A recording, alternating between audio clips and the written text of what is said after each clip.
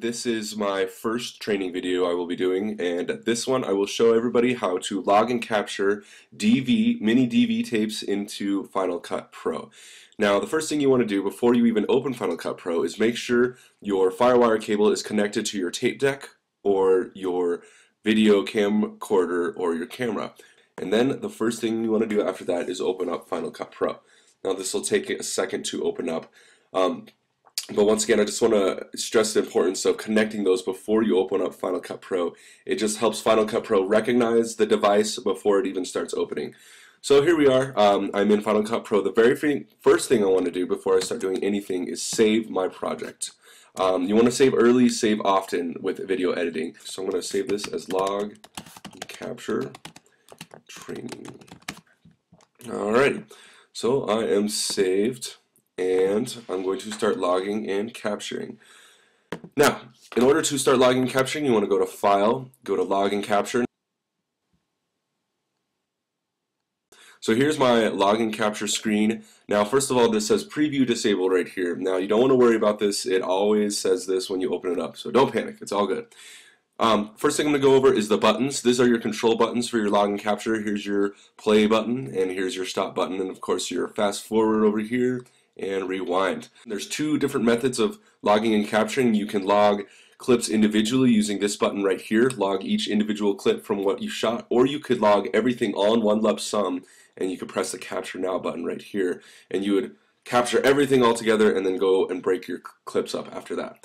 So I'm going to go ahead and play this and start setting my in and out points. Alright, so here is my video, and I'm going to pick my in and out point. Alright, so he starts talking right there, and so one important thing is to remember is to add a couple seconds before you actually want it to start capturing your clip. So it says here 15, 16. I'm going to go back a little bit to about 13 seconds just so I have that little buffer, and it's just always safe to have that extra 2 seconds for editing purposes. For crossfades or cross transitions, you want to always have that extra 2 seconds. Okay, so I'm going to fast forward using the L button to get to the end of what he's saying to make it quicker. Alright, so let's say that's what we want him to say, and it's at 34 seconds, so I'm going to add a couple more seconds, 6, and then press my out button. So you can see right here my in button, or my in time code is at 13 seconds and 13 frames, and then my out is right here at 36 seconds and 26 frames. So after you set your in and out, you want to log your clip, and I'm going to call this when you log your clip, you want to add some information about it so you can recognize it later when you're coming back to edit. For example, this is a mid shot, and I'm going to say it's Cal because I'm interviewing Cal Penn, and then maybe you can talk about your location, and the soccer fields are right behind me, so I'm going to put soccer. So it's a mid shot of Cal Penn, and then soccer is the background, and press OK. And that's it. That's your logging your clip. And so I will continue to log clips, and then we will batch capture.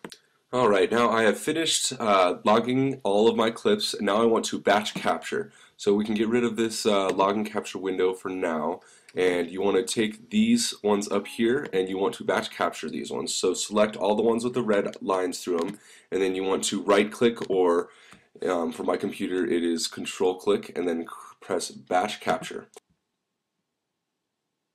Okay, we now have all our clips picked out. We've got our in and out set, and now it's time to batch capture.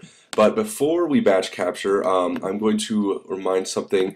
One way that helps your camera or your tape deck work better when you're capturing these clips, when you do a batch capture, is to make sure that the media start.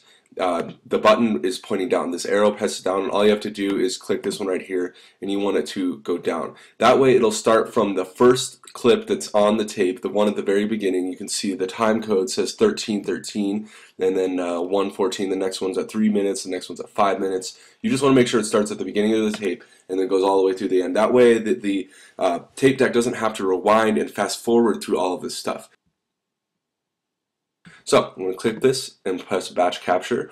One option to keep in mind, if you forgot to add your handles or forgot to add your 2 seconds of padding before or after, you can always click here and you can actually set how much time you want. So I've got my handles added, and I'm going to press OK. And I'm going to start batch capturing. It's going to prompt me and make sure I want to go, and I'm like, yes, I want to do it. And I've got 2 minutes and 14 seconds worth of material that I need to capture. So I'm going to press continue, and we'll check back later after it's capturing. Okay, now as you can see, my clips have finished capturing. It'll be like 0 clips have left to capture, no time code, and it'll say done. And the best sign you can ever see here is successfully captured. That means everything went good and there was not a hitch. And I'll press finish, get rid of that screen, and then I press save. So as you can see, the red lines are not through these clips anymore, which means they've successfully captured and everything. So you can pick your clips and you can start watching them, or you can drag them down into your timeline or whatever. Now, one thing to remember is the problem with time code. Very important when you're logging and capturing footage.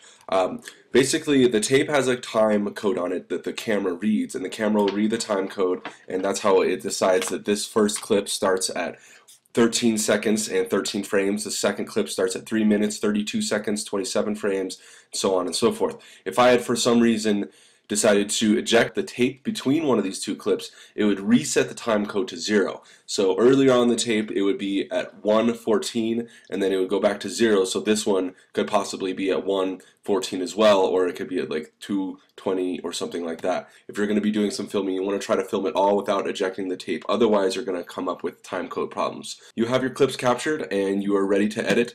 One more thing, make sure you save it, just like I said before, save project all the time, early and often. Save this one, and then you're ready to edit. I hope this video was helpful and can help you log and capture more efficiently.